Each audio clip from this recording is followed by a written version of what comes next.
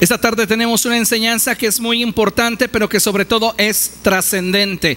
Y la he titulado, Más vale gotita que dure. Dígale a la persona que tiene a su lado, más vale gotita que dure. Dígale a la persona que tiene del otro lado, a la persona que está delante o la persona que está detrás, más vale gotita que dure.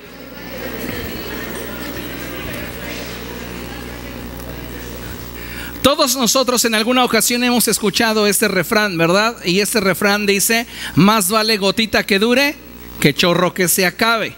Pero déjeme decirle que vivimos en una sociedad en la que día a día nos enfrentamos a situaciones que quisiéramos se pudieran lograr o solucionar de forma rápida. ¿Cuántos de ustedes podrían decir somos fans de la rapidez?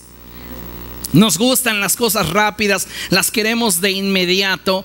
Pero también hoy podemos darnos cuenta que la gente que está en nuestro alrededor, la sociedad prefiere también eso, las cosas rápidas, express, ¿verdad? Queremos todo express. Por eso vemos el eslogan de muchos lugares como tintorería express, divorcios express, comida express y hasta llegamos a encontrar pizzerías express.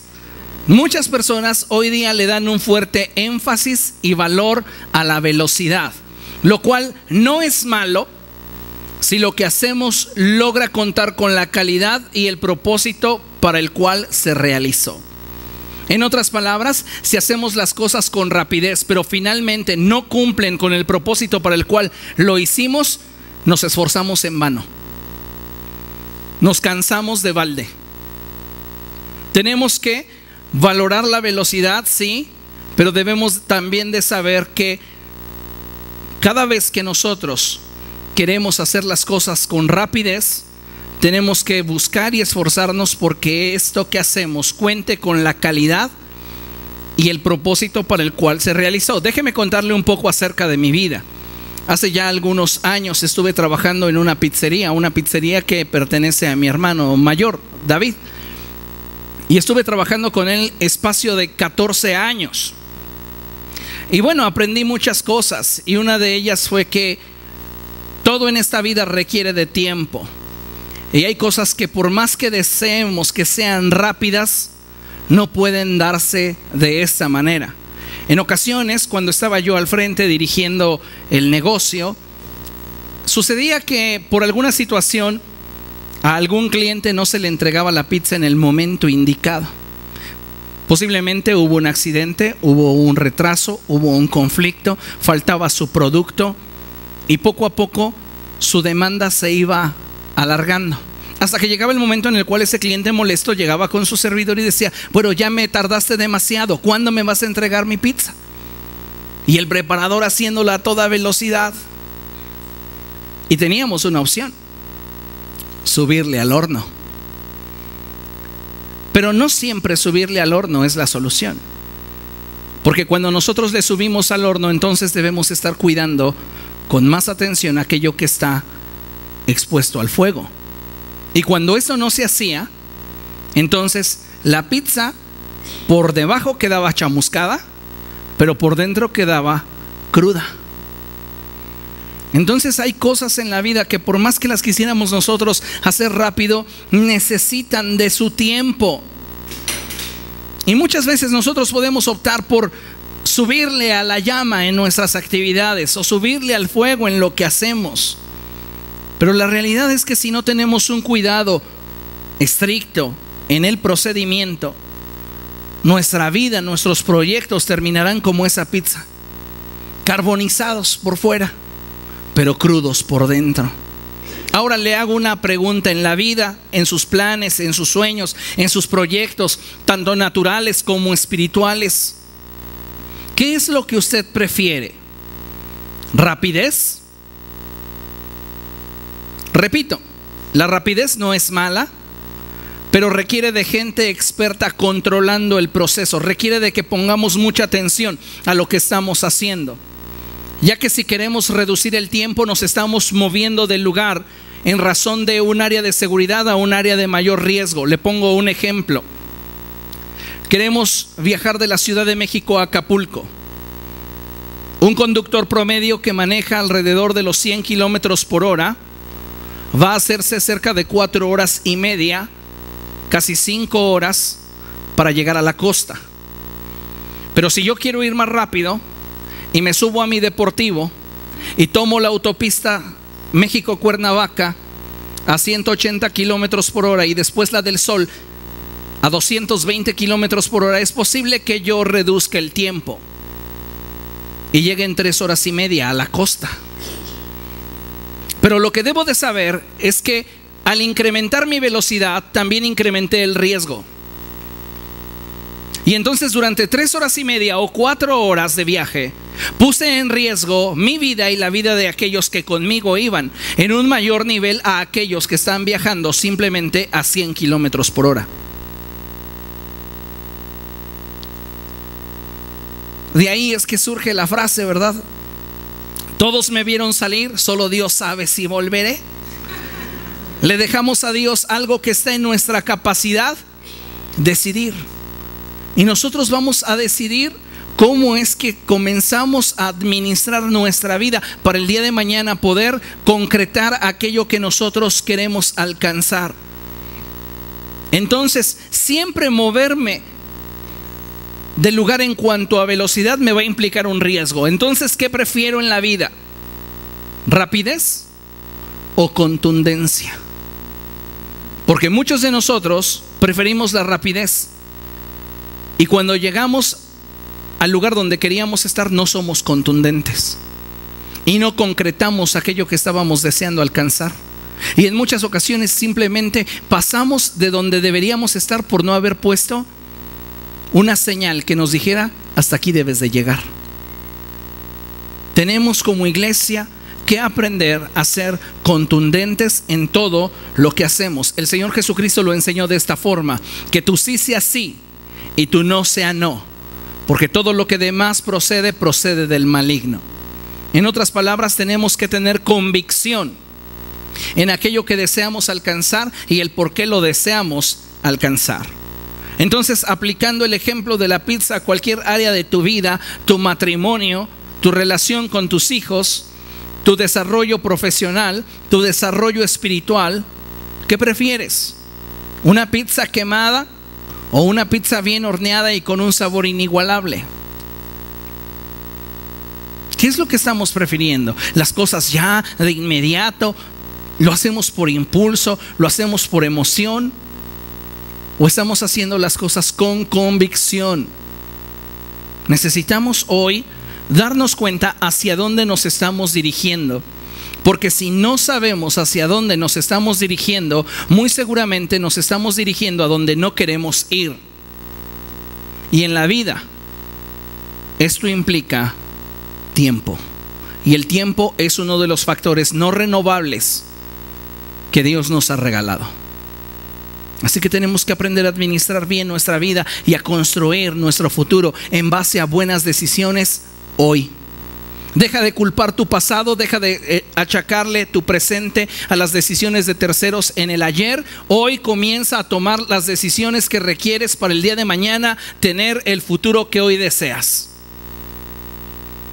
Pero para ello tenemos que aprender a ser contundentes. Hoy quiero que aprendamos que no siempre lo más rápido es mejor. Lo que debemos siempre de asegurar es que en cada proceso de nuestra vida, la calidad en lo que hacemos y el que nosotros hacemos tenga la función deseada. En otras palabras, debemos de aprender a ser contundentes en lo que hacemos. No vamos a hacer las cosas por hacerlas, las vamos a hacer bien y nos vamos a asegurar de terminarlas. Hay ocasiones en las que las personas pueden decir: yo le ayudo a lavar los trastes, lo hago bien rápido. Y sí, lava la vajilla completamente, pero la lava mal. Entonces, ¿se está optando por la rapidez o se está optando por la calidad? Y necesitamos nosotros plantearnos esto en nuestra vida personal. Muchas personas hoy día están tomando decisiones muy rápidas. Me vio, la vi, nos gustamos, nos casamos sin conocerse, sin haber tenido un real y feroz encuentro de temperamentos, sin haber antes de tomado esa decisión sentirte falible y expuesto. Tenemos química, es lo que cuenta. Estás re mal.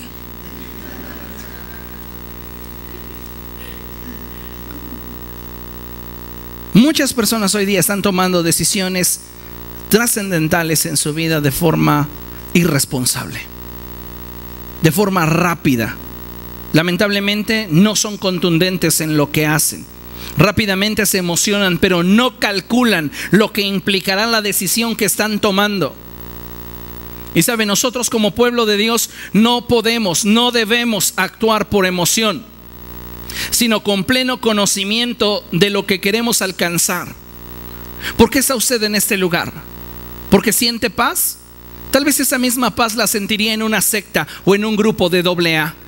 Usted está en este lugar porque el Espíritu de Dios ha traído convicción a su vida de que el único que puede restaurar su corazón, el único que puede transformarle, es Jesucristo. Amén.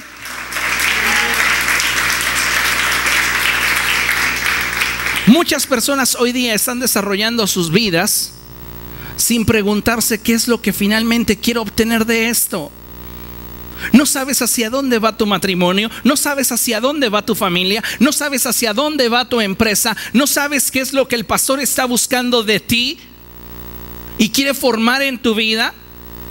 Y sabes una cosa, cuando estamos caminando sin una visión clara, podemos incurrir en dos peligros. El primero es desistir antes de alcanzar la meta, y el segundo es seguir trabajando una vez alcanzada la meta. Eso lo vemos claro, incluso hasta en la cocina. Cuando usted va a preparar hot cakes y quiere una medida para 6 o 12 hot cakes, no dice la receta, échele leche al gusto. Le dice cuánto, ¿verdad? De la misma manera, nosotros debemos de aprender a definir qué es aquello que queremos alcanzar, para que entonces nuestro esfuerzo sea apropiadamente aprovechado. ¿Hacia dónde se dirige tu familia? ¿Hacia dónde se dirigen tus relaciones? ¿Hacia dónde se dirige tu capacidad financiera? ¿Qué es lo que estás proyectando para tu futuro? ¿Qué es lo que Dios está buscando de ti? Y sabes una cosa, si no lo sabes, deberías preguntar. Dios no se va a ofender porque le preguntes qué es lo que quieres de mí. Pablo, siendo Saulo, cuando se encuentra al Señor Jesucristo camino a Damasco, lo primero que hace es preguntar: ¿qué es lo que quieres que haga, Señor? Estás caminando por la vida cristiana y llevas años sin saber hacia dónde te diriges. Solamente piensas que en algún momento el pastor pueda tener una buena idea que tenga que ver contigo, involucrarte en esa idea, y tú, sin saber cuánto va a durar ese proyecto, estar allí. Pero la vida cristiana es mucho más que esto, porque la palabra de Dios nos dice que desde que estábamos en el vientre de nuestra madre, ya Dios había puesto su mirada en nosotros, ya nos había dado un nombre y ya nos había colocado en una esfera en la cual nosotros habríamos de afectarle de acuerdo a su propósito eterno. Pero muchos de nosotros no estamos buscando descubrir qué es lo que Dios quiere de nosotros, y nos estamos quedando con la duda. Y al no saber hacia dónde nos dirigimos, podríamos decir que todo nuestro esfuerzo y nuestra capacidad se está disipando en un continuo ir y venir de decisiones con las cuales no estamos siendo contundentes. Tenemos una familia a medio construir, un matrimonio más destruido que construido, relaciones de amistad a medio construir, tenemos un ministerio a medio hacer, un proyecto laboral apenas en planes, porque no hemos ni siquiera determinado el tiempo en el cual lo emprenderemos. Muchas áreas de nuestra vida están inconclusas. ¿Por qué? Porque no tenemos convicción en aquello que debemos hacer. Y tratamos de hacer todo y a la vez no hacemos nada. Y hoy necesitamos cambiar esa forma de pensar, porque el pueblo de Dios debe de ser un pueblo que termina lo que comienza. El pueblo del Señor debe de caracterizarse por hacer todas las cosas con excelencia.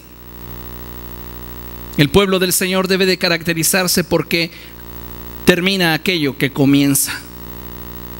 Vamos a ver un caso en la Escritura en el cual podemos ver cómo es necesario que en todo lo que hagamos debemos de ser contundentes. En otras palabras, contundencia tiene que ver con que hagamos las cosas bien y a la primera, concluyendo lo que empezamos.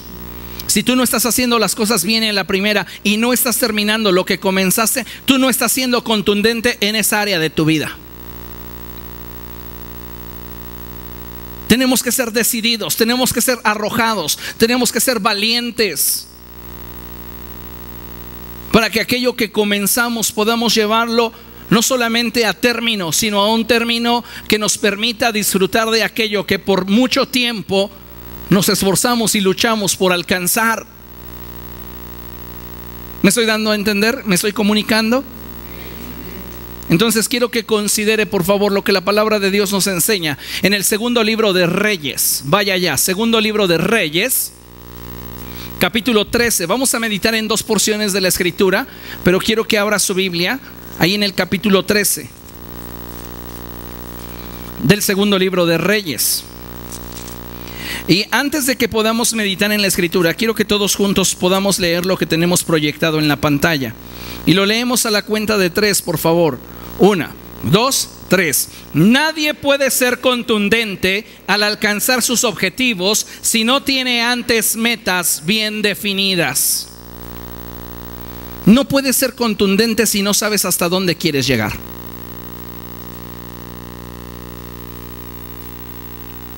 ¿Ya tienes definido en tu vida hasta cuándo vas a buscar lo que estás buscando?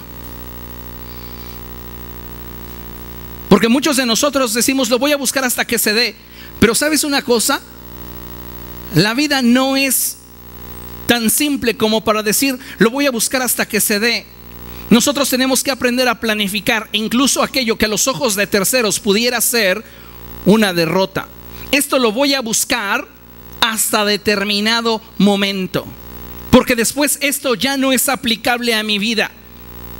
En este momento lo necesito, en este momento lo deseo, en este momento lo requiero. Pero puede ser que para que cuando las cosas se den, yo ya no esté disponible. Y entonces yo tengo que plantearme una meta bien definida. ¿Hasta cuándo voy a buscar lo que hoy estoy buscando? ¿Usted lo sabe? ¿Hasta cuándo va a dejar de insistir en aquello que ha estado insistiendo? Porque muchas veces no tenemos esa capacidad como para delimitar nuestra vida. Muchas personas dicen, pues el día de mañana estudio, el día de pasado estudio. Y así pasa el tiempo y cuando lo quieren hacer ya tienen esposa, ya tienen hijos, ya tienen nietos y es muy complicado hacerlo. Por eso es importante que sepamos el tiempo en el que vivimos y podamos discernir lo que debemos hacer. Los hijos de Isaacar se caracterizaban por hacer esto y hacerlo muy bien. Por eso siempre David los llevaba a la guerra. ¿Por qué? Porque estos eran hombres entendidos en los tiempos, que sabían el momento en el que vivían y lo que se debía de hacer en ese momento. Ahora la pregunta es, en la etapa en la que te encuentras en tu vida, ¿sabes lo que debes hacer? ¿Sabes hacia dónde te debes de dirigir? ¿Y sabes por cuánto tiempo insistir en aquello que deseas alcanzar? Porque la Escritura es clara y dice, hay un tiempo para abrazar y hay un tiempo para abstenerse de abrazar. Hay un tiempo para juntar y hay un tiempo para esparcir. Todo tiene un tiempo en nuestra vida y si nosotros no definimos una meta, vamos a estar corriendo tras esa meta toda nuestra vida y sintiéndonos frustrados porque esa idea o ese deseo sigue vivo en nuestra mente, pero nosotros ya no estamos listos para eso. Y entonces, como está escrito que la esperanza tardía se convierte en un tormento al corazón, nos amargamos. ¿Por qué? Porque nunca obtuvimos lo que deseábamos. Lo que quiero decirte es que tenemos que armarnos de una forma de pensamiento que nos permita delimitar aquello que queremos alcanzar en razón de tiempo y capacidad. Esta es una meta bien definida. Cuando no tenemos una meta definida, podemos seguir viviendo por la inercia, pero nunca vamos a concretar lo que deseamos. Cuando dos personas inician en una relación de noviazgo y esas personas ven esa relación como algo serio, su finalidad será casarse. Y para el casamiento se debe de establecer un día y un año. Si solo te dijeron día, asegúrate que te diga el año. Yo conocí una pareja que fueron novios cerca de 40 años. No tenían definida una meta. Y él feliz en casa de su mamá y ella feliz en casa de sus papás. Y eran novios. O sea, ¿cuánto tiempo vas a seguir persiguiendo aquello sin marcarle un límite? Esto lo voy a buscar hasta este momento. Y si no se da dentro de este parámetro de tiempo, no lo voy a buscar más. Porque ya sería un absurdo para mis proyectos, para mis propósitos, para mis sueños en el mañana.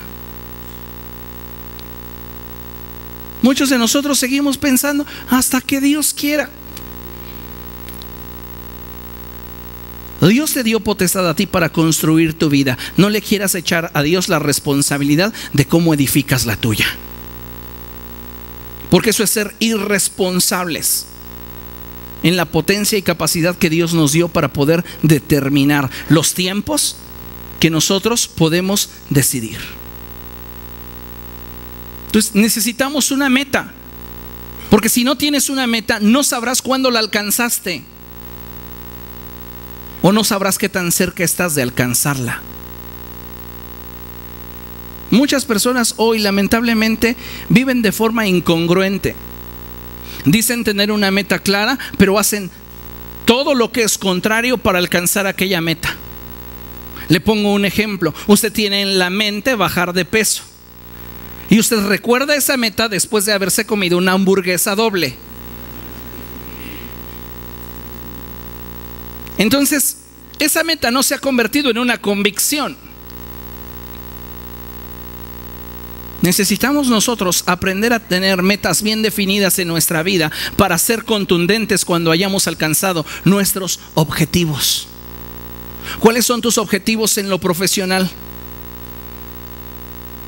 Ser exitoso, plantéale una meta. Es decir, defínelo más concretamente, en forma y en tiempo. ¿Cuáles son tus objetivos en lo espiritual? No, pues yo quiero ser pastor. ¿Cómo te estás preparando para ser pastor? No sé, solo es algo que me gusta. Es que no es así, y muchas veces nuestra vida la estamos desarrollando así. Queremos una familia más fuerte, queremos un negocio exitoso, queremos el día de mañana ser prósperos, y hoy no estamos haciendo nada para que el día de mañana eso sea una realidad. Entonces no vamos a poder ser contundentes al alcanzar nuestros objetivos si antes no tenemos metas bien definidas. Pablo decía: yo no corro como aquel que no tiene meta. A mí pónganme una meta, y en esto que tú me estás planteando yo voy a dar mi mejor esfuerzo. Si es una carrera de 100 metros, no corres a todo lo que das 200. No te detienes a los 60 metros porque tu carrera es de 100. Por eso es importante que definamos hasta dónde queremos llegar con nuestra relación, con nuestras amistades, en nuestro ministerio, en nuestra vida diaria. ¿Qué es lo que quieres? Y si tú no estás definiendo tus metas, cuando tú llegues a alcanzar tus objetivos, no podrás ser contundente porque simplemente no sabes dónde debías parar o dónde debías perseverar. Así que abrimos la escritura en segundo libro de Reyes, en el capítulo 13, y leemos a partir del verso 10.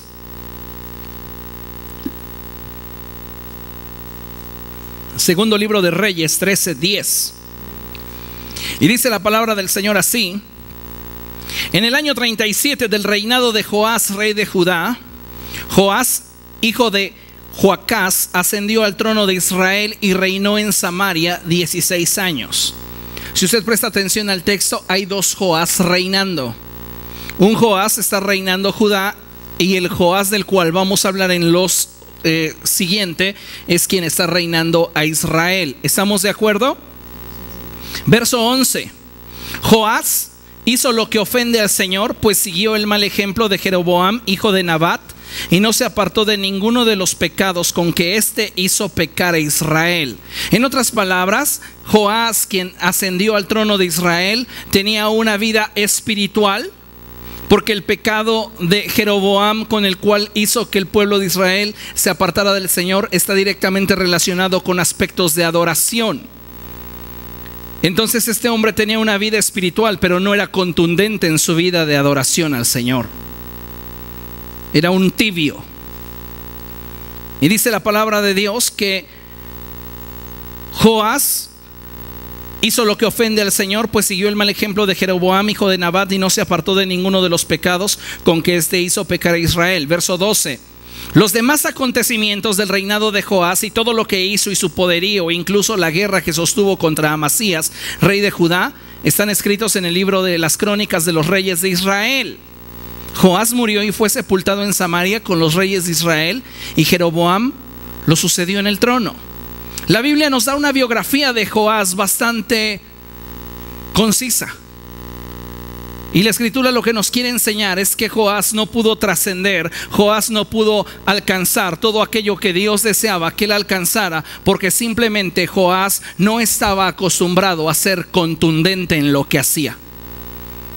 Joás se dejaba llevar, pero dejaba las cosas a medias.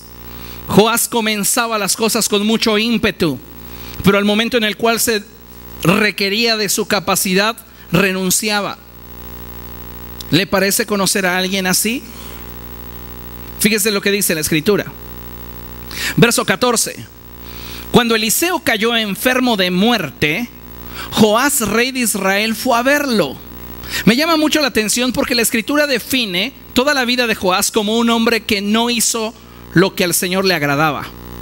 Pero este hombre, cuando se entera que Eliseo está gravemente enfermo en su cama, lo va a ver.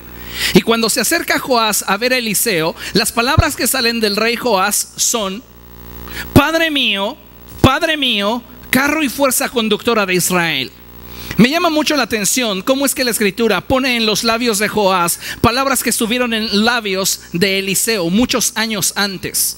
Lo que sucede es que Joás quiere alcanzar para sí aquello que Eliseo alcanzó para sí. En otras palabras, Joás quiere la bendición de Eliseo, y por este motivo es que le está recordando a Eliseo en su lecho de muerte lo que Eliseo le dio acceso a la bendición de Dios. Pero si algo caracterizó la vida de Eliseo fue su contundencia.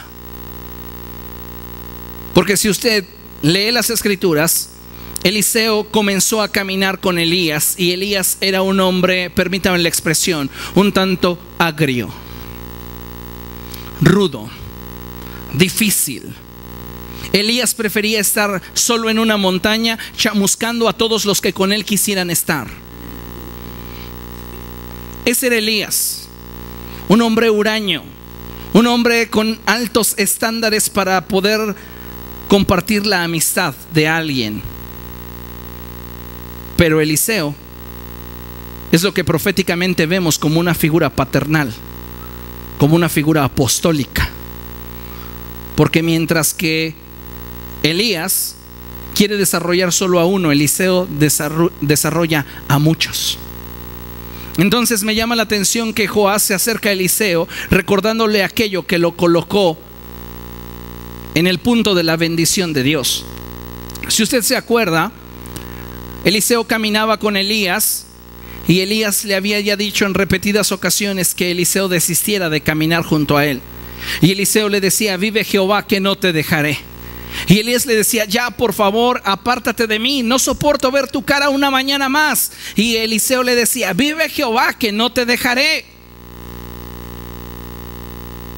Y un día caminando los dos, Yo creo que el corazón de Elías se inclinó hacia el de Eliseo y dijo: pobre chavo, lo he tratado mal últimamente y ya a mí el Señor me va a llevar a su presencia. Hijo, ¿qué quieres que te dé ahora que me vaya? Y él le dice: quiero la unción que está en ti, pero al doble. Cosa difícil has pedido, pero si el día el cual yo sea quitado de tu lado, tú te logras dar cuenta de ello, te será concedido. Y si estás en la baba, no te va a ser concedido. ¿Me explico? Si estás atento, las cosas del cielo te son concedidas. Si estás distraído, las cosas del cielo pasan de largo. Y iban caminando juntos cuando la palabra de Dios nos dice que un carro de fuego y caballos de fuego arrebataron a Elías del lado de Eliseo. Y Eliseo, recordándole la promesa a Elías y el acuerdo entre ellos, comenzó a gritarle: Padre mío, carros de fuego y fuerza conductora de Israel, estoy viendo lo que sucede, estoy atento a lo que está pasando en torno a ti. Y del cielo cae el manto de Elías.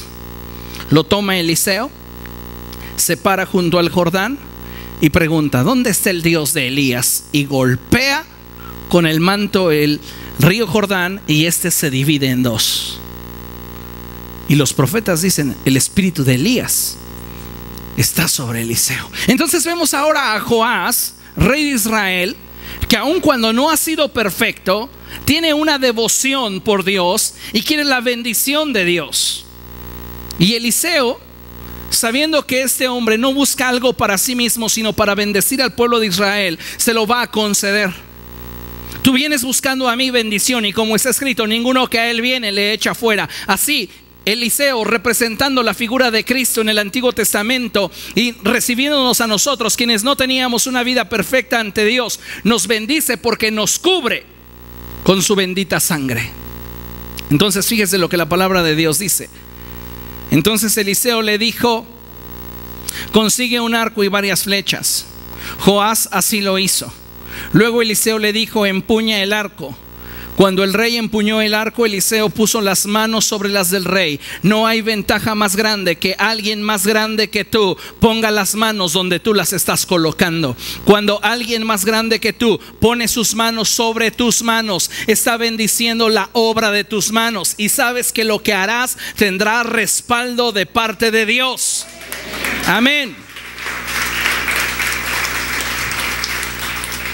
Entonces dice la palabra del Señor que después de que Joás empuña el arco y las flechas, Eliseo coloca sus manos sobre las manos del rey y le dice: abre la ventana que da hacia el oriente. El oriente representa la morada de Dios. El oriente representa el lugar donde Dios habita.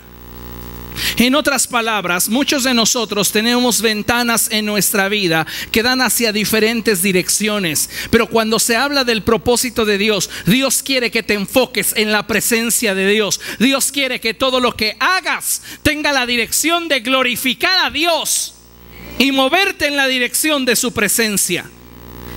Por eso es que Eliseo le dice: abre la ventana que da al oriente. Puedes tener la ventana que está dando hacia una relación de inmoralidad. Puedes tener una ventana abierta hacia una relación que habla de tropiezos en tu vida. Puedes tener una ventana abierta a quebranto. Puedes tener una ventana abierta a ataduras. Pero Dios quiere que abras la ventana que da hacia su presencia, hacia los deseos que hay en su corazón, hacia lo que Él quiere para ti.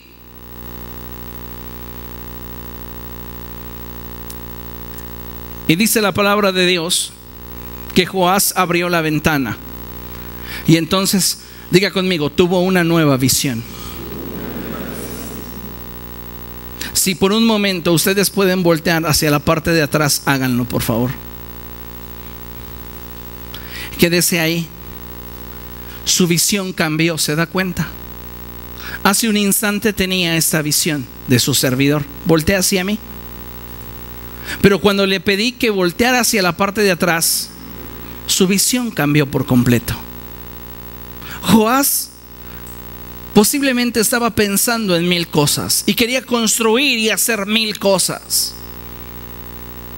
Pero Eliseo le dice: solo una visión es válida para que tengas éxito: el buscar primeramente el reino de los cielos y su justicia, y todo lo demás te vendrá por añadidura. Eso es abrir la ventana hacia el oriente. Es dejar de percibir, es dejar de buscar, es dejar de ver las otras ventanas que pueden llevar tu vida hacia una destrucción inminente. Y dice la palabra de Dios que cuando la ventana estaba abierta, el profeta le dijo al rey: dispara la flecha. Y el rey disparó su flecha. Muchos de nosotros estamos esforzándonos, pero muchos están esforzándose en la dirección equivocada. Pero cuando es Dios quien nos ha dado la dirección, entonces debemos de movernos con seguridad, con contundencia. Entonces el rey no teme hacer lo que el profeta le ha dicho que haga, y dispara la flecha. Y cuando dispara la flecha, él declara: flecha victoriosa del Señor, flecha victoriosa contra Siria. Tú vas a derrotar a los sirios en Afec hasta acabar con ellos. Qué maravilloso es cuando aquello que hacemos tiene el respaldo de una palabra de Dios.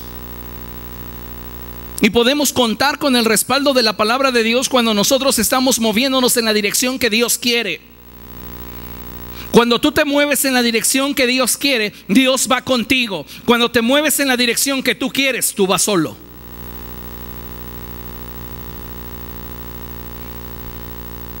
¿Cuántos de ustedes quieren caminar solos? Abran la ventana que da al oriente en sus vidas. Abran la ventana que nos muestra el lugar y la dirección en la cual Dios nos quiere. Dice la palabra de Dios en el verso 18: después de que el rey había empuñado el arco y había disparado una flecha y la palabra de Dios había sido decretada en su favor, Eliseo tenía algo más para el rey. Diga conmigo: algo más. No te conformes con el hecho de que Dios te ha mostrado qué es lo que quiere que hagas. No te conformes con empezar. Debes de ser contundente. Diga conmigo: debo de ser contundente.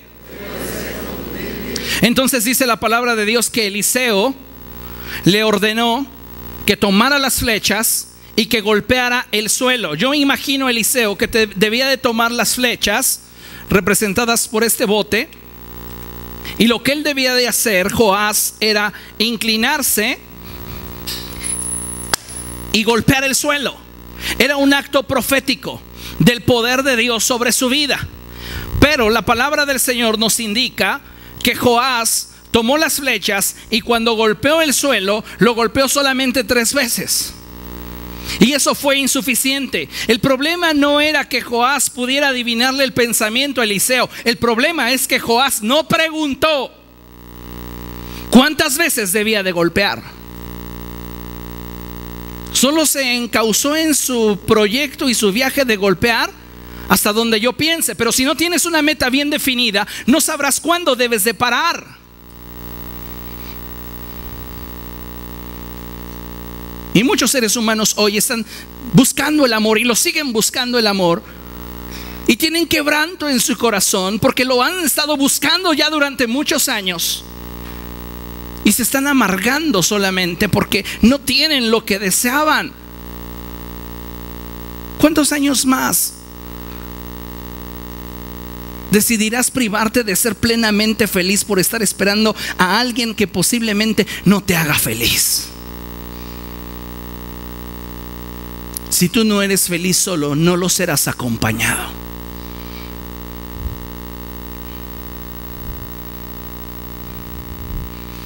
Pues dice la palabra de Dios que Eliseo le dice a Joás: golpea el suelo. Y este lo golpea 3 veces. Y dígame, para que el profeta Eliseo se enoje. Elías, con que le dijeran mi alma, ya quería su casa aparte. Pero Eliseo no. Eliseo era de un carácter completamente diferente. Usted ponga a 2 personas explosivas a trabajar en un proyecto y le aseguro que ni lo concluyen ni avanzan. ¿Por qué? Porque son de mecha corta. Imagínese usted que tenemos a un Elías que es de mecha corta y lo juntara yo con un Eliseo que fuera de mecha corta. Hazte para allá. ¿Por qué? Pues porque no quiero que estés junto a mí. Ya, retírate. Pues te aguantas porque Dios dijo que estuviera junto a ti. No te quiero junto a mí. Yo te estoy haciendo a ti favor. Yo ya me voy. ¿Qué te tengo que soportar? Pero no era así. Entonces, mientras que Elías parecía andropáusico, Eliseo era bien relax. Entonces se ponía bien loco Elías y Eliseo le decía: aquí voy a estar junto a ti. Vete, no te quiero ver, hace mucho calor. No sé si le daba calores o no, pero finalmente no lo quería junto a él. Y bien buena onda Eliseo le decía: yo aquí voy a estar. Que te quedes en Betel, no te voy a dejar. Yo te abrazo, ándale, ven, te abrazo, Elías. No me toques. Un besito a distancia. Eres mi padre. ¿Ustedes creen que le dijo padre hasta que el carro de fuego se lo llevó? No. Le decía padre todos los días. Y aunque lo tratara rudamente Elías, decía: sí, papá, te quiero. Aprendía. Se consolidaba. Y eso le dio a él un corazón paternal para formar instituciones de profetas. Y lo vamos a ver más adelante. Entonces imagínense un hombre de este temple ahora enojado. ¿Qué hace enojar a un hombre como Eliseo? Que una generación a la cual se le ha abierto una visión más amplia y que tiene la posibilidad de cambiar su destino, sea poco contundente con lo que se le confió. Eso hace enojar al más noble de los hombres. Porque se te confió algo y eres negligente. Le das poca importancia, no sabiendo que no lo haces para los hombres, sino que lo haces para Dios. Claro que eso hacía enojar a Eliseo. Y ya me imagino a Eliseo está en el lecho de muerte. O sea, no estamos viendo a un chaval, estamos viendo ya a un hombre avanzado en años que está en el lecho de muerte y que está diciendo: en mi último suspiro le voy a dar a este hombre una gran victoria. Y este no es contundente. Ahí ya me cansé. ¿Por qué golpeaste 3 veces? Pues es que no me dijiste cuántas. No era mi obligación decirte. Era tu responsabilidad preguntar. Y muchos de nosotros no estamos preguntando: ¿hasta dónde, Señor, debo de buscar esto o aquello? ¿Hasta dónde debo de seguir ilusionado esperando alcanzar esto o aquello? Si tú aplicas esto que hoy te digo, tú sabrás que llegará un momento en tu vida en el cual tendrás que ponerle punto final a cosas que posiblemente durante muchos años deseaste, pero que finalmente no alcanzaste. Pero eso también traerá sobre tu vida una libertad que te permitirá abrazar lo que viene a tu vida. Porque si tú sigues arrastrando aquello que deseabas, aquello que esperabas, y no llega en el momento en el cual lo necesitas, os digo, debemos de plantear una visión mucho más amplia en la cual nos proyectemos hacia aquello que queremos alcanzar. Y no por aquello que deseábamos pero que no obtuvimos, quedarnos en un mismo lugar pensando que no podemos seguir adelante, cuando el propósito de Dios es mucho más grande que nuestra vida misma. Amén. Entonces dice la palabra de Dios que el rey las tomó las flechas y Eliseo le ordenó: golpea el suelo. Joás golpeó el suelo 3 veces y se detuvo. Ante esto el hombre de Dios se enojó y le dijo: debiste haber golpeado el suelo 5 o 6 veces. Entonces habrías derrotado a los sirios hasta acabar con ellos, pero ahora los derrotarás solo 3 veces. Estaba la posibilidad de tener victorias permanentes, y a causa de su falta de contundencia se cambiaron por victorias temporales. ¿Quién de ustedes quiere victorias temporales y no victorias permanentes?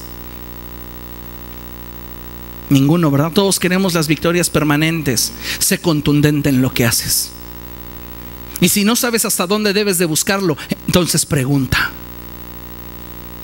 Era responsabilidad de Joás preguntarle a Eliseo: tú me dices que golpeé el suelo, ¿cuántas veces? Si me dices 1000 veces lo voy a golpear. Si me dices hasta que se te hinche la mano, hasta que se me hinche la mano voy a golpear. Si me dices 3 o 5 veces, 3 o 5 veces lo voy a hacer. Pero necesito saber cuál es mi meta. Conocer tus metas y tener definido hacia dónde quieres llegar, te ahorrará muchos años de amargura y de inestabilidad. Porque tú sabes en qué punto te encuentras de lo que buscas alcanzar. ¿En qué punto te encuentras? Respóndete a ti mismo, ¿en qué punto te encuentras de lo que quieres alcanzar?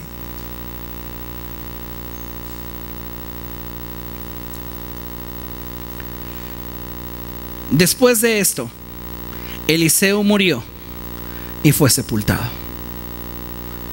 Yo creo que se murió del coraje, porque dice, después de haber hecho ese coraje se murió. Pero ¿saben qué es lo tremendo? Se llevó la unción a la tumba. Porque Joás no supo apropiarse de toda la bendición que Dios podía darle a causa de ser poco contundente. ¿Qué tan contundente estás siendo en lo que estás edificando en tu vida? ¿O sigues todavía tratando de armar tu vida conforme se presente? ¿Sigues improvisando con tu vida? No seamos irresponsables con nuestro futuro. Construyamos de acuerdo a lo que podemos hacer. Jesús dijo: ¿quién de ustedes que quiere edificar una torre no se sienta primero y calcula si tiene lo necesario para construirla, para acabar con lo que comienza? Y creo que todos nosotros estamos construyendo algo más que una torre. Estamos construyendo nuestra vida. Y entonces tú debes de saber hasta dónde te alcanza para insistir sobre algo. No, yo quiero mi casa con alberca. ¿Te alcanza para eso?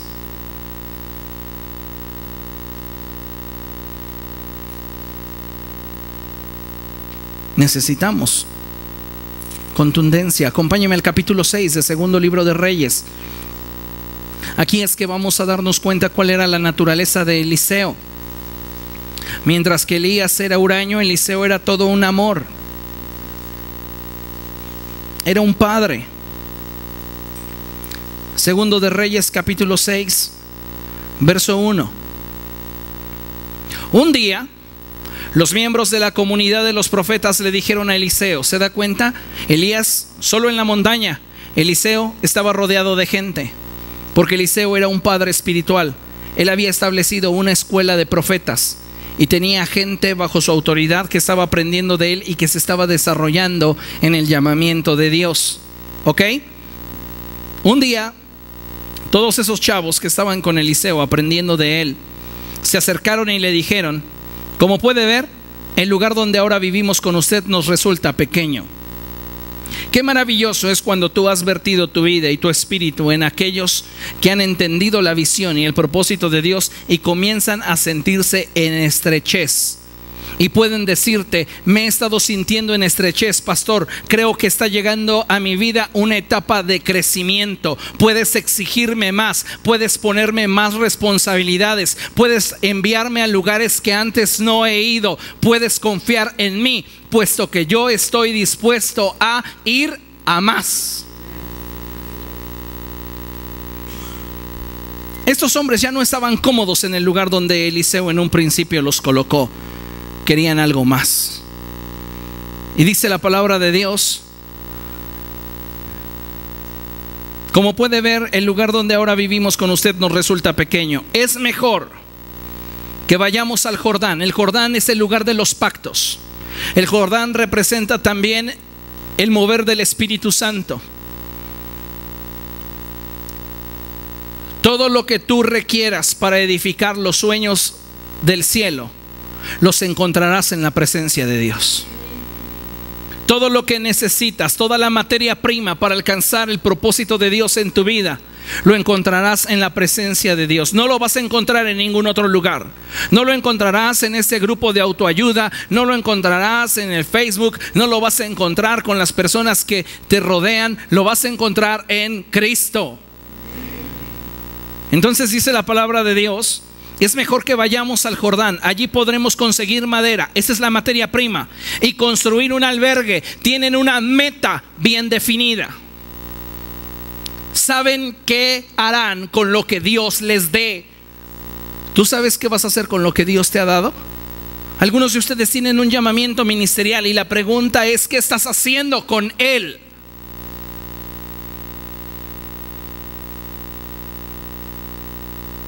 ¿Qué estás haciendo con lo que Dios te dio? ¿Para qué lo quieres?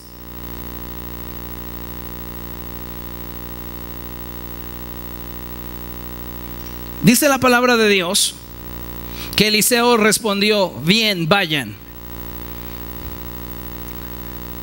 Los profetas suelen continuamente medir el corazón de la gente y te dirán cosas que a través de tus reacciones o tus respuestas les estás dejando ver tu corazón. Así que ten cuidado cuando un profeta te hable y te dice: haz esto, porque quiere ver tu reacción más que lo que hagas. Porque tu reacción le dice dónde está tu corazón. Así los he conocido a muchos de ustedes. Entonces Eliseo les dice: bien, vayan, como desafanándose. Pero uno de ellos dijo: acompáñenos usted, por favor. Uno de ellos entendió que no es que Eliseo quisiera estar fuera de su visión, sino que Eliseo quería ser invitado a su visión. Un buen líder no se impone en la visión de los hijos. Un buen líder le da espacio a los hijos para que los hijos puedan involucrarlo en su visión. Entonces ya no estoy contigo porque por imposición debes estar conmigo, sino porque tú mismo me abriste espacio en tu vida para estar contigo. Y así se disfruta más una relación ministerial, porque no estás conmigo por responsabilidad, estás conmigo porque tú quieres llevar esa cruz. ¿Me explico? Los que me conocen entendieron por qué dije llevar esa cruz. Y fíjese lo que dice la palabra de Dios. Uno de ellos dijo: por favor, acompáñenos usted. Entonces Eliseo dijo: ya estaba invitado. Yo mismo me había invitado, pero esperaba que ustedes lo dijeran. Así que ahora puedo participar de su visión y podemos seguir siendo equipo. ¿Por qué le digo esto? Porque cuando crecemos en el ministerio y no hemos sido enseñados de forma correcta, pensamos que toda participación de la autoridad en nuestra visión es una intromisión. Entonces, como líderes tenemos que ser muy sabios para saber hasta dónde movernos en la visión de nuestros hijos y hasta dónde darles apertura para que sean ellos los que nos inviten a casa y no llegar nosotros y decirle: me abres porque soy tu padre. ¿Me explico? Dice la palabra de Dios que Eliseo consintió en acompañarlos, y cuando llegaron al Jordán empezaron a cortar árboles. Iba una comunidad de profetas y entre ellos muchos jóvenes, y uno de esos jóvenes estaba bien alocado, parecía como un potro loco, un potro salvaje y loco. Él quería cortar árboles. Diga conmigo: cortar árboles. Entonces le dice Eliseo: bien, chicos, vamos a cortar todos estos árboles que están en torno al río Jordán. Y ese muchacho dice: sí, yo lo voy a hacer. Y ya no escuchó lo que Eliseo les continuó diciendo, porque él iba en pos de la visión y ni siquiera preguntó lo que se requería, simplemente se enfiló. Y la palabra de Dios nos dice que este joven empezó a cortar y a cortar, era fuerte, entonces tomaba el hacha y comenzó a golpear y a golpear la corteza de los árboles hasta derribarlos. Y decía: ya derribé 1, 2, 3 y llevo más que los demás. Y veía que los demás se detenían para ir y afilar su hacha, y él seguía teniendo resultados. Es que él no escuchó que Eliseo y eso lo digo entre líneas y porque alcanzo a comprender el texto, les dijo: cada vez que tú haces un esfuerzo para la causa del reino, tu hacha, que son tus dones, que es tu unción, que es tu vida, se achata, se debilita. Cada día que yo vengo aquí a exponerme a sus vidas, cada día que yo vengo aquí a predicarles, cada día que yo vengo aquí a ministrarles, mi hacha se achata y tengo que buscar sacarle filo. Pero si soy necio y no le saco filo para obtener resultados, cada día me cuesta más trabajo.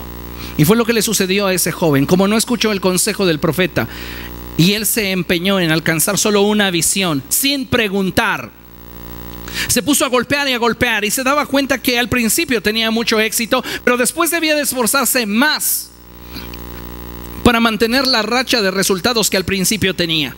De repente comenzó a sentir que cada vez que golpeaba el hacha se quedaba atorada. Y él dijo: este es el diablo que no me deja avanzar. No era el diablo, era su falta de sabiduría. Y entonces en una de esas ocasiones, cuando golpeó con fuerza, el hacha, la cabeza de metal, se quedó atorada en el tronco, porque ya estaba demasiado chata, puesto que nunca se había detenido para afilarla. Y él, teniendo demasiada fuerza, entonces la jaló de tal forma que cuando hace este movimiento, la cabeza de metal del hacha que él sostiene cae en el río Jordán, y él se queda solo con un palo. Y es cuando pierdes lo que te fue confiado, que como que tus ojos se abrieran y dijeras: perdí algo que no era mío. La unción y el llamamiento, los dones y la gracia no es algo que nos pertenezcan, es algo que Dios nos ha dado, es algo que Dios te ha confiado y que tienes que buscar afilarlo cada día. Porque cada día que ministras, cada día que sirves, cada día que te consagras al Señor, el contacto con el mundo está haciendo que tu filo se pierda.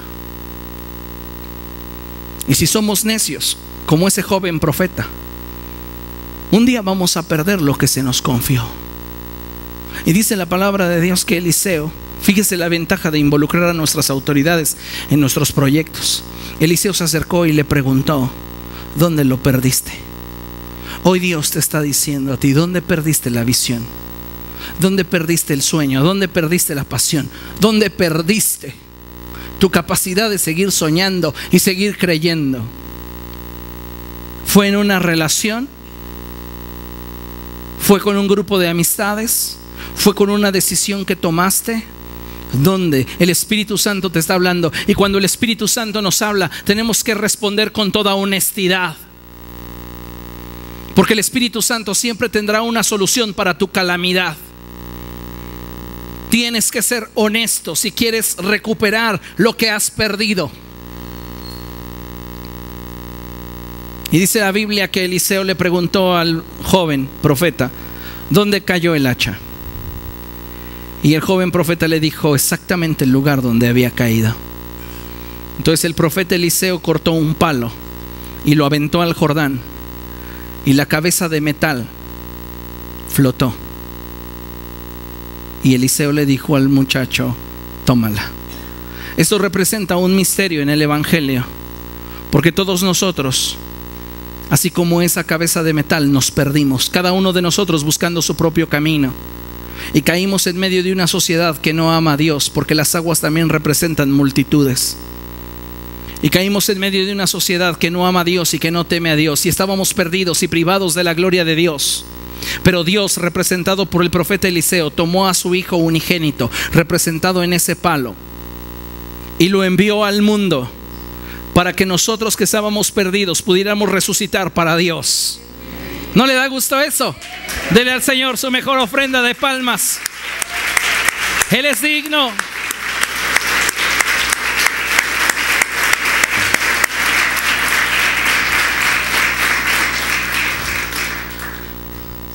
Nadie puede ser contundente al alcanzar sus objetivos si no tiene antes metas bien definidas. Escuche esto con atención. Para poder llegar a donde queremos, requerimos de habilidad. Pero para permanecer en donde hemos llegado, necesitamos ser contundentes. Para llegar a donde usted quiere llegar, la habilidad le va a bastar. Pero para permanecer donde usted ha llegado, usted tiene que ser contundente. Si usted no es contundente, no va a poder mantenerse donde ya llegó. Muchos llegan, pero no hacen historia. Y la iglesia ha sido llamada no solamente a hacer historia, sino a determinar los pormenores de la vida de los hombres. De nada nos sirve, amados hermanos, venir a la iglesia y darnos golpes de pecho, estar en el altar y llorar, si no somos contundentes con aquello que sabemos que a Dios no le agrada. Tú tienes que tomar una decisión. Yo tengo que tomar una decisión en cada área de nuestra vida. Y entonces buscar agradar a Dios con lo que hacemos. Buscar agradar al Señor con lo que pensamos, con lo que hablamos, con lo que hacemos. Sé que cada uno de ustedes está enfrentando diferentes luchas, pero Jesús prometió no dejarnos solos, no dejarnos huérfanos, sino enviar al Consolador, al Espíritu de verdad que nos guiaría a toda verdad. Por último, quiero que veamos un pasaje más para concluir. Y esta porción está en Juan capítulo 20. Evangelio de Juan capítulo 20, a partir del verso 1. Antes de que usted y yo meditemos en esa porción de la Escritura, leamos lo que tenemos proyectado en la pantalla a la cuenta de 3. 1, 3. En todo lo que hagamos, busquemos siempre que Dios sea glorificado en nosotros. Y cuando nos movamos en la dirección que su voluntad indica, no dudemos, seamos contundentes. Amén. Dele al Señor la gloria.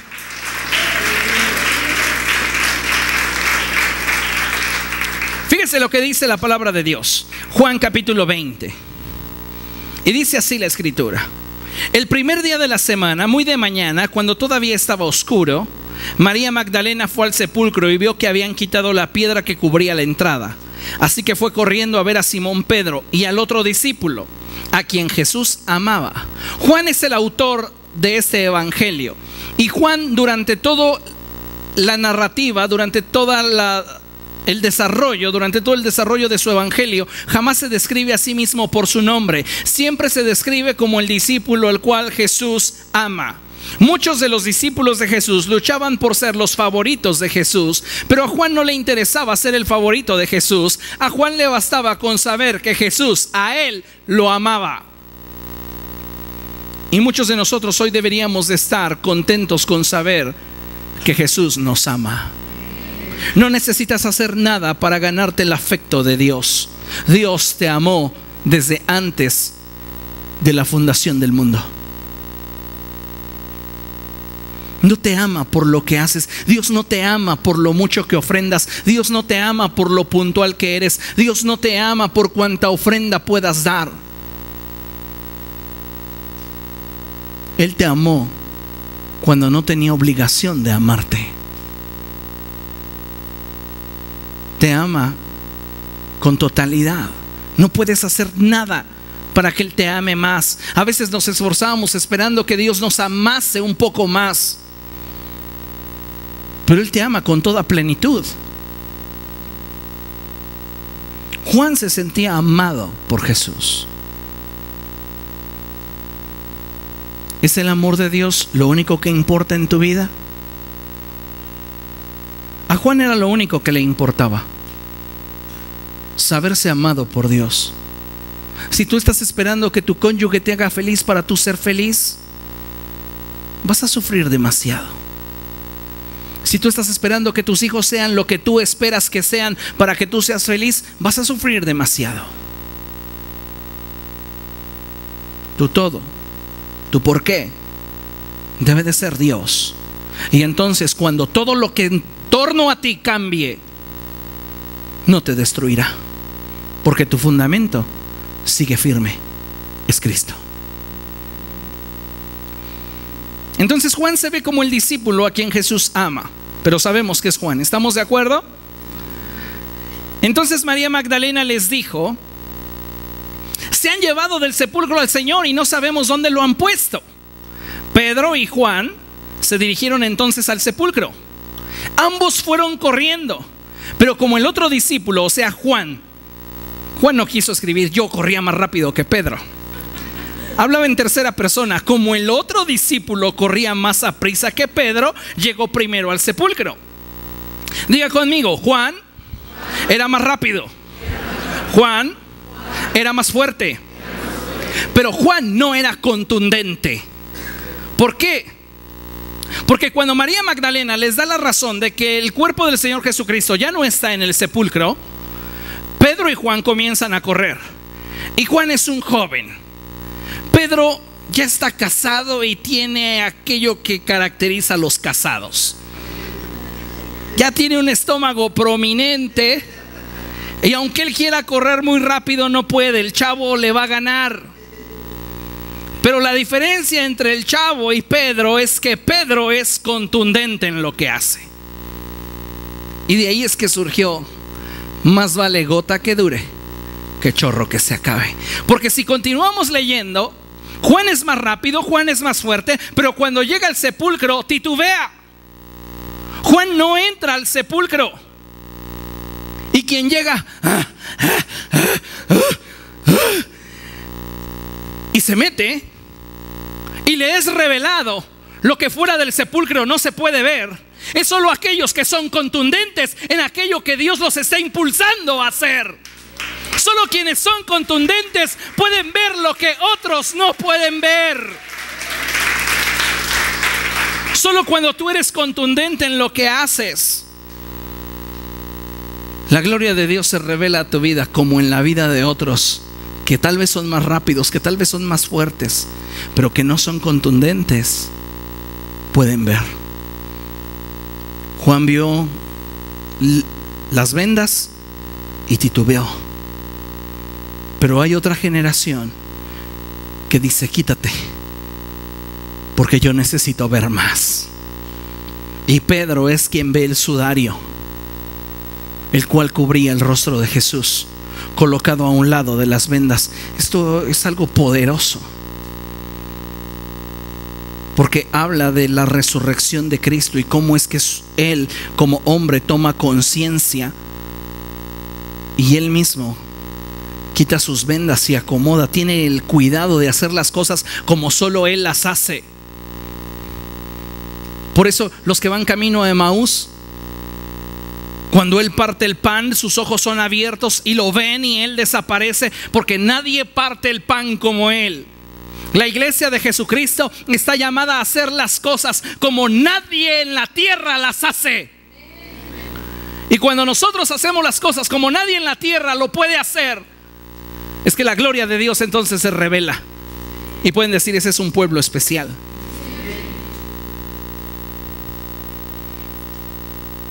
Pedro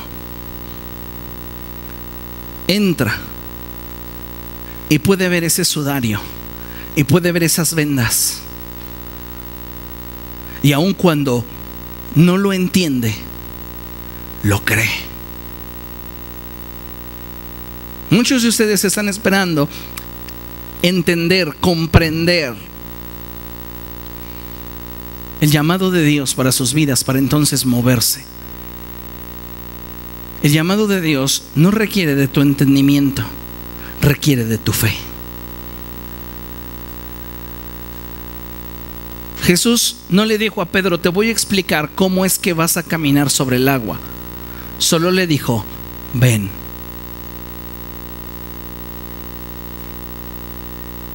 Por eso es que el cielo, el reino de los cielos, sufre violencia.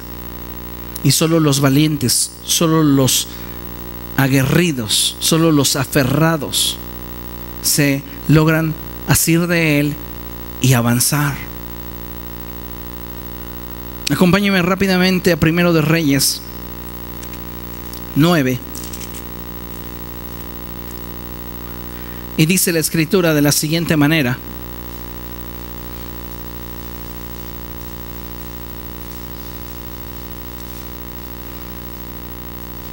Primero de Reyes, capítulo 9, verso 1. Cuando Salomón terminó de construir el templo del Señor y el palacio real, cumpliendo así todos sus propósitos y deseos, Leamos hasta ahí. ¿Cuáles eran los propósitos y los deseos que habían en el corazón de Salomón? Construir un templo majestuoso y un palacio impresionante. Tenía sus propósitos bien definidos, por metas bien definidas. No se puso a construir por construir, tenía un diseño. En la serie de Reino e Imperio, ahí hablamos sobre el diseño del templo, pero tenía ya una meta bien definida. Y dice que cuando él cumplió con el propósito para el cual fue levantado, el Señor se le apareció por segunda vez como lo había hecho en Gabaón y le dijo: he oído la oración y la súplica que me has hecho. Consagro este templo que tú has construido para que yo habite en él por siempre. Mis ojos y mi corazón siempre estarán allí. Dios le suelta una promesa a Salomón y le dice: por cuanto has sido contundente, lo que le has pedido al cielo te será concedido. Hay proyectos que pueden llevarnos meses, proyectos que pueden llevarnos semanas, días, pero hay proyectos que pueden llevarnos años. Si tú no le pones una fecha de caducidad a lo que deseas te pondrá fecha de caducidad a ti. Porque te podrás pasar toda la vida persiguiendo lo que deseas y nunca alcanzarlo, y desperdiciar oportunidades y proyectos que vinieron a tu vida en una nueva etapa y no aprovecharlos porque tus ojos estaban deseosos de alcanzar aquello que jamás alcanzaste. Por eso es que Salomón le puso un límite a la construcción del templo y a la construcción de su palacio. Verso 10: 20 años tardó el rey Salomón en construir los 2 edificios. No un año más, no un mes más. Lo planeó, lo calculó y lo buscó. Pero si no se hubiera dado en ese tiempo, estoy seguro que no lo hubiera buscado más. Porque hay etapas nuevas y hay horizontes nuevos que te están esperando, y que a veces las circunstancias de la vida no te dejan ver para seguir en pos de aquello que tiene el cielo para ti. Si lo que humanamente no deseamos no lo pudimos alcanzar, entonces vayamos en pos de aquello que el cielo nos quiere dar. Amén. Póngase de pie, por favor, vamos a orar.